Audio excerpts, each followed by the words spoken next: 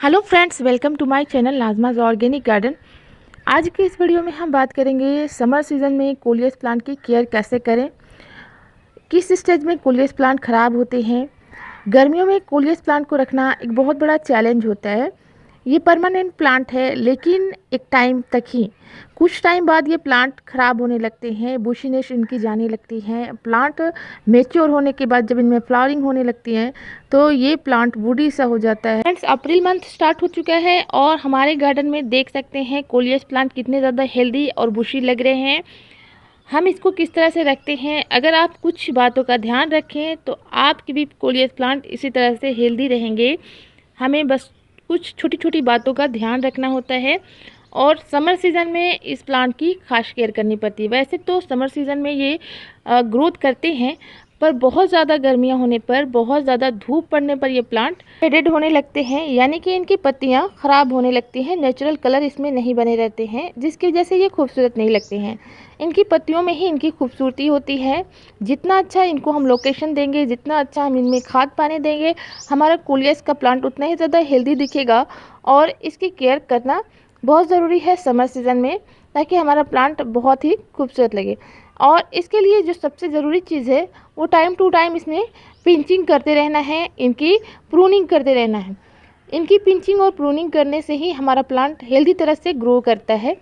क्योंकि जब एक टाइम पीरियड होता है, जैसे कि 7 मंथ के बाद, ये प्लांट बिल्कुल ही ख़राब से होने लगते हैं।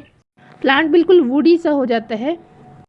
जैसे ही कोलियस प्लांट 7 मंथ पुराना होता है, इनमें फ्लावर्स बनने लगते हैं और जब इनमें फ्लावर्स बनने लगते हैं, प्लांट हमारा उतना हेल्दी नहीं दिखता है। तो इनमें फ्लावर्स ना बने, इसके लिए आपको टाइम टू टाइम ऊपरी टिप को कट करते रहना है। इस तरह से हम अगर ऊपरी टिप को कट करेंगे तो हमारा प्लांट इसी तरह से हेल्दी रहेगा, क्योंकि इसमें फ्लावर्स नहीं बनेंगे। जो इनकी फ्लावर्स बनते हैं उनमें सीड्स बनते हैं, तो प्लांट भी एक टाइम पे मरना शुरू हो जाते हैं। तो इसलिए नए नए प्लांट्स बनाना ज़रूरी है। अगर आप परमानेंटली इस प्लांट को अपने गार्डन में बनाए रखना चाहते हैं तो ज़्यादा से ज़्यादा आप इसका प्रोपेगेशन कीजिए। प्रोपेगेशन इसका कटिंग से होता है और इनके सीड से भी होता है। इनकी कटिंग से नए प्लांट प्रोपेगेट करना आसान है, जबकि सीड से प्लांट बनाना थोड़ा टाइम टेकिंग होता है। बहुत टाइम लगता है छोटे प्लांट से बड़े प्लांट होने में। जबकि हम कटिंग करते हैं तो 15 दिन में ही इनमें रूट्स आने लगते हैं। आप इनको पानी में भी प्रोपेगेट कर सकते हैं। इस कटिंग को आप पानी में डालकर छोड़ दीजिए, 10 से 12 दिन बाद ही इनमें रूट्स आने लगते हैं। लेकिन आपको इनकी कटिंग थोड़ी सी थिक लेनी है, पेंसिल जितनी मोटी कटिंग लेनी है और पानी में डालकर छोड़ देना है। कोलियस प्लांट की कटिंग को पानी में लगाने के लिए जो भी नोड एरिया है उनसे पत्तियों को हटा लीजिए और 2 से 3 नोड एरिया को पानी में ज़रूर डिप होना चाहिए। और जितना नोड एरिया पानी में डिप रहता है उतने ही पार्ट को मिट्टी में दबाना चाहिए। अगर हम इसे मिट्टी में लगाते हैं उसके बाद, तो हमारा प्लांट का कटिंग अच्छे से चलता है, कभी भी कटिंग ख़राब नहीं होती है। मिट्टी में इसे लगाने के लिए बिल्कुल सिंपल मिट्टी में आप लगा सकते हैं। कोकोपीट मिलाना चाहें तो मिला भी सकते हैं और स्किप भी कर सकते हैं। इसके लिए किचन वेस्ट जो खाद है वो भी अपने प्लांट पे डाल सकते हैं, या कॉर्डन कंपोस्ट को भी आप अपनी मिट्टी में मिला सकते हैं। इसके लिए वेल ड्रेन मिट्टी चाहिए। मिट्टी में पानी को रुकना नहीं चाहिए। अगर आपके एरिया की मिट्टी चिकनी है तो रिवर सैंड मिलाएं। 3 भाग इसमें रिवर सैंड और मिट्टी मिलाएं और 1 भाग इसमें कंपोस्ट को भी आप मिला सकते हैं। और ऐसी जगह पर इस प्लांट को लगा के ग्रो करें जहाँ पे सुबह की 2 से 3 घंटे की ही धूप मिले। जो दोपहर की धूप होती है उससे इस प्लांट को बचाना ज़रूरी है। इंडोर में अगर आप इसे लगाते हैं तो ऐसी जगह पे लगाएं जहाँ पे ब्राइट सनलाइट आए, यानी कि छनी हुई धूप इन्हें मिलते रहे। कोलियस प्लांट बिल्कुल भी इंडोर प्लांट नहीं है, एकदम इसे धूप पसंद है। लेकिन दोपहर की धूप से बचाना ज़रूरी इसलिए है क्योंकि इनकी पत्तियों का कलर ख़राब होने लगता है। पत्तियाँ फेडेड होने के बाद ये प्लांट बिल्कुल भी खूबसूरत नहीं लगते हैं। इस प्लांट को सुबह शाम पानी दे सकते हैं। गर्मियों में आपके गमले की मिट्टी ज़्यादा सूखती है, आप मिट्टी को चेक करने के बाद पानी दें। 1 से 2 इंच की मिट्टी अगर सूखी हुई दिख रही है तो इसमें पानी दे दीजिए। इस प्लांट में मिस्टिंग कर सकते हैं, सुबह के टाइम या शाम के टाइम इस प्लांट को मिस्टिंग कीजिए। बहुत ही ज़्यादा इनको मिस्टिंग पसंद है। इनको अगर बुशी बनाना चाहते हैं तो ऊपरी टिप को कट करते रहें। ऊपरी टिप कट करने से प्लांट हमारा बुशी रहता है। इस तरह से आपको हल्की हल्की पिंचिंग कर देनी है अपने प्लांट के ऊपर से। 2 से 3 पत्तियों को हटाना है।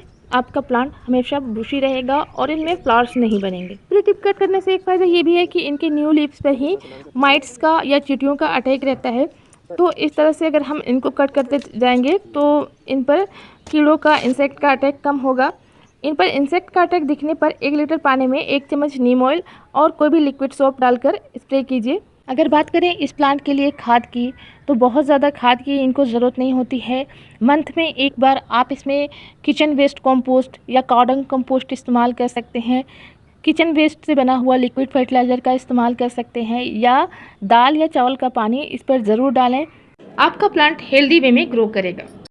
कोलियस प्लांट को परमानेंटली अपने गार्डन में बनाए रखने के स्मार्टेस्ट टेक्निक ये है कि ज़्यादा से ज़्यादा प्रोपेगेशन करें। इस तरह से 5 से 6 इंच की सेमी हार्डवुड की कटिंग लें और 2 से 3 नोड एरिया को मिट्टी में दबाएं। इसकी सॉफ्ट कटिंग लेंगे तो इनमें रूट्स नहीं आते हैं, बहुत ही मुश्किल होता है, और जब भी हम इनमें वाटरिंग करते हैं तो ये गलने स्टार्ट कर देते। थोड़े से जो ब्राउनिश में इनकी कटिंग हो वो लगाएं। ज़्यादा कटिंग लगाएं, ज़्यादा से ज़्यादा कटिंग लगाएंगे तो कटिंग्स आपकी ज़्यादा होंगी। कोलियस प्लांट को आप किसी भी पॉट साइज़ में लगा सकते हैं। इनके रूट्स ज़्यादा गहराई तक नहीं जाते हैं। इन सभी वेराइटीज़ को छोटे छोटे पॉट्स में मैं लगा रही हूँ। अलग अलग कलर में बहुत ही खूबसूरत लगते हैं देखने में इनकी पत्तियाँ, और जो भी हेल्दी कटिंग्स हैं उनको मैं इस पॉट में लगा रही हूँ। आप एक ही पॉट में अलग अलग कलर के अगर इन कोलियस प्लांट को लगाते हैं तो भी बहुत खूबसूरत लगते हैं। अलग अलग वेराइटीज़ को मैं अलग अलग पॉट में अभी लगा रही हूँ, और जो भी इनकी पत्तियाँ सड़ी गली हुई हैं या ख़राब ब्रांचेज हैं उनको भी कट करके हटाना ज़रूरी होता है। ब्रांचेज आपकी हेल्दी तरीके से ग्रो करेंगे और देखने में भी प्लांट बहुत ही अच्छा लगता है।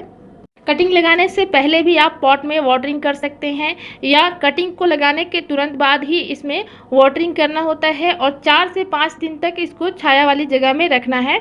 बिल्कुल डायरेक्ट सनलाइट से दूर रखना है, क्योंकि डायरेक्ट सनलाइट से इसमें स्ट्रेस बनेगा और हमारे जो प्लांट है वो रूट डेवलप नहीं करेंगे। 15 दिनों में इनके रूट्स आ जाते हैं, और उसके बाद इसे कहीं बड़े पॉट में भी शिफ्ट कर सकते हैं, या यूं ही बुशी लगते हैं, देखने में बहुत ही अच्छे लगते हैं।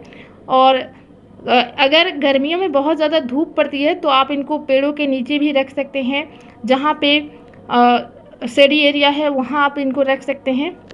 खाद के तौर पे दोस्तों मैं इसमें कार्डन कंपोस्ट का ही यूज़ करती हूँ, क्योंकि ये एक लीफी ग्रोथ वाला प्लांट है। इसमें नाइट्रोजन युक्त खाद ही देना चाहिए, और इसमें बहुत ही अच्छा काम करता है कार्डन कंपोस्ट। इसको इस तरह से गमले के आसपास महीने में एक बार ही डाल देती हूँ। बहुत ज़्यादा खाद की इनकी नीड्स नहीं होती है। इसमें आप वर्मी कंपोस्ट का यूज़ कर सकते हैं। 1 मुट्ठी एक गमले के लिए काफ़ी होता है, और आप घर में किचन वेस्ट से बने हुए लिक्विड फर्टिलाइज़र का यूज़ कर सकते हैं, जैसे कि banana peel fertiliser, onion peel fertiliser, तरबूज के छिलके से बना हुआ खाद, या ऑरेंज पील फर्टिलाइज़र। इन सभी ठंडे खाद का इस्तेमाल आप अपने कोलियस प्लांट पे करेंगे तो आपका भी कोलियस प्लांट इसी तरह से हेल्दी रहेगा। गर्मियों में भी इस पर कोई भी फ़र्क नहीं पड़ेगा, और इनकी पत्तियाँ जो है काफ़ी खूबसूरत लगेंगी, और आपके गार्डन में फूलों की कमी कभी महसूस नहीं होगी।